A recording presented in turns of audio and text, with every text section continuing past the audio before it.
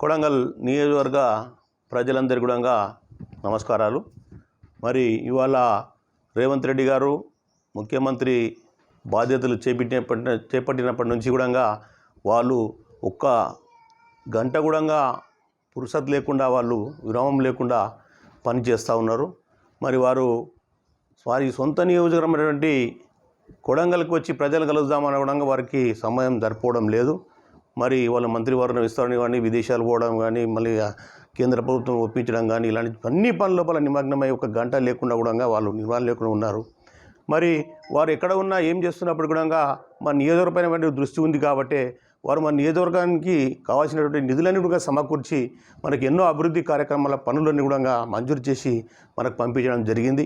మరి రోడ్ల గురించి కానివ్వండి, మళ్ళీ అలాగే ప్రభుత్వ డిగ్రీ కళాశాలలు, తర్వాత మన జూనియర్ కాలేజీలు బద్దూర్కు కానివ్వండి, దళితాబాద్ కానివ్వండి, బొమ్మలస్పేట్ కానివ్వండి, ఏ మండలంలో ఏ సమస్య ఉన్నా కూడా, ఏ మండలానికి ఏ అవసరం ఉన్నా కూడా అన్ని సమస్యలు తెలిసినటువంటి వ్యక్తి మన రేవంత్ రెడ్డి గారు. కాబట్టి వారు మరి ఇంతకుముందు చేసినటువంటి వార్త ఏంటంటే వారు ఎన్నో రోజులు సంది నియోజకవర్గ ప్రజల్ని కలవాలి, ఒకసారి రావాలని చెప్పి వారికి చాలా తాత ఉన్నప్పటికీ కూడా వారికి సమయాభావం లేనందువల్ల రాలేదు. వాళ్ళు కొద్ది రోజుల లోపలనే వచ్చి, అంటే బహుశా 15వ తారీఖు వారు మన కొడంగల్ నియోజకవర్గానికి వచ్చి మన కోజిగిరిలో ఉన్నటువంటి ప్రజలందరూ కలిసేటువంటి అవకాశం ఉంది. కాబట్టి సోదరులారా, మనకు ఎన్నో నిధులు వచ్చినాయి, సుమారు 500 కోట్ల రూపాయల నిధులు వచ్చినాయి. మరి ఆ నిధులన్నీ కూడా మన గ్రామాలకు కూడా చేరుకున్నాయి ప్రొసెసింగ్స్ ద్వారా. గ్రామాలలో ఉన్నటువంటి నాయకులందరూ కూడా నేను ఒకటే సూచన ఏం చేస్తూ ఉన్నా అంటే, మీరు అందరూ కూడా అట్టి వచ్చినటువంటి నిధులన్నిటి కూడా దుర్వినియోగం కాకుండా సద్వినియోగం చేసి, ఎవరు కూడా నేను చేస్తా అనేటువంటి భావనలు రాకుండా అందరు కలిసిమెలిసి సమన్వయంతో పనిచేసి, ఎందుకంటే మనది సీఎం నియోజకవర్గం కాబట్టి ఇంకా చాలా నిధులు వస్తాయి, మనం చాలా అభివృద్ధి చేయాల్సినటువంటి ఇంకా అవసరం ఉంది. కాబట్టి మొదటి సంవత్సరమే వచ్చిన 2 నెలల లోపలనే ఎన్ని నిధులు వచ్చినాయంటే తర్వాత ఎన్ని నిధులు వస్తాయో మీరు ఊహించలేరు. కాబట్టి ఖచ్చితంగా మీరందరూ కూడా ఐకమత్యంతో ఉండి మరి సీఎం నియోజకవర్గం లోపల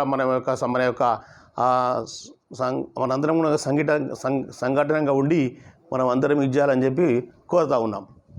గతంలో మన కేసీఆర్ గారు ఈ పాలమూరు నుంచి ఎంపీగా గెలిపిస్తారంటే ఈ శశశామలం చేస్తా, రతనాల సీమ చేస్తా అని చెప్పి వాగ్దానం చేసిన దాన్ని పట్టుకొని చూస్తే, మరి వాళ్ళు పాలమూరుకి ఎంపీ గెలిచిన తర్వాత ఈ ప్రాంతం గురించి ఒక్క న్యాయ పైసా శాంక్షన్ ఇవ్వడం కానీ ఎలాంటి మంజూరు ఇవ్వడం అనేది చేయలేదు.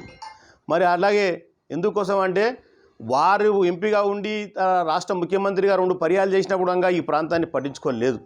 మరి అదే ఇప్పుడు అప్పుడు ఉన్నటువంటి నీటి ఇబ్బంది గురించి, రైతులు పడేటువంటి కష్టాల గురించి దివంగత దయాకర్ రెడ్డి గారు కానివ్వండి, నామోజీరావు కానివ్వండి, అనంతరెడ్డి గారు కానీ, వీళ్ళందరూ ఇట్లాంటి కొంతమంది సామాజిక సేవ చేసే దృక్పథంతో చాలామంది ఒక సామాజిక సేవా సమితి అనేది ఒకటి ఏర్పాటు చేసి, మరి జలసాధన సమితి అనేది ఒకటి ఏర్పాటు చేసి మా గ్రామాలన్నీ కూడా ఈ 3 నియోజకవర్గాలు కూడా పాదయాత్ర కూడా చేయడం జరిగింది. ఆ పాదయాత్రలో మేము కూడా పాలు పంచుకున్నాం.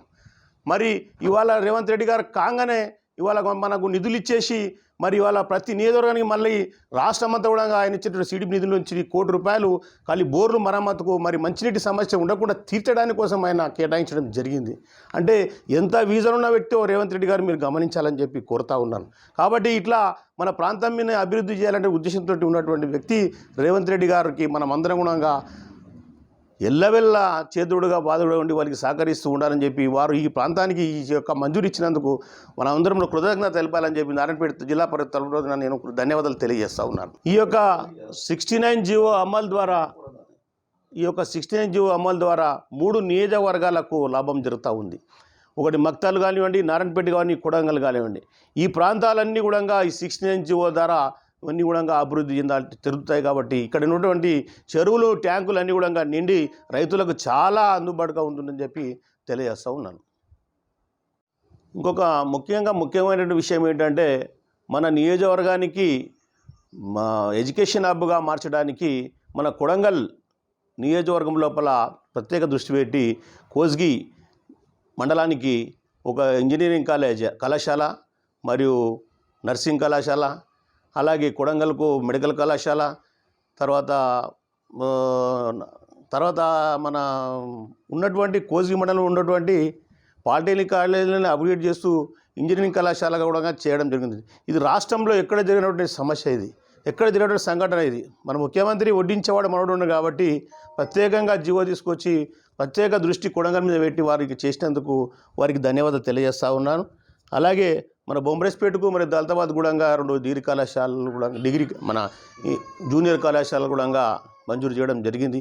మరి ఎన్నడో మన మారుమూల ఉన్నటువంటి మన కొడంగల్ పట్టణం అనేటువంటిది కర్ణాటక తర్వాత మన రాష్ట్రానికి కొనాకున్నటువంటి కొడంగల్ ప్రాంతాన్ని ఇవాళ ముఖ్యమంత్రి రేవంత్ రెడ్డి గారు ప్రత్యేక చొరవతోటి వారి సొంత నియోజకవర్గం కాబట్టి వారు చాలా చొరవ తీసుకొని దినదిన అభివృద్ధి చేసుకొని పోతా ఉన్నారు కాబట్టి మనమందరం కూడా వారికి కృతజ్ఞతలు తెలియజేస్తూ ఉన్నాం. అందరికీ కూడా ధన్యవాదాలు తెలియజేస్తూ ఉన్నాం.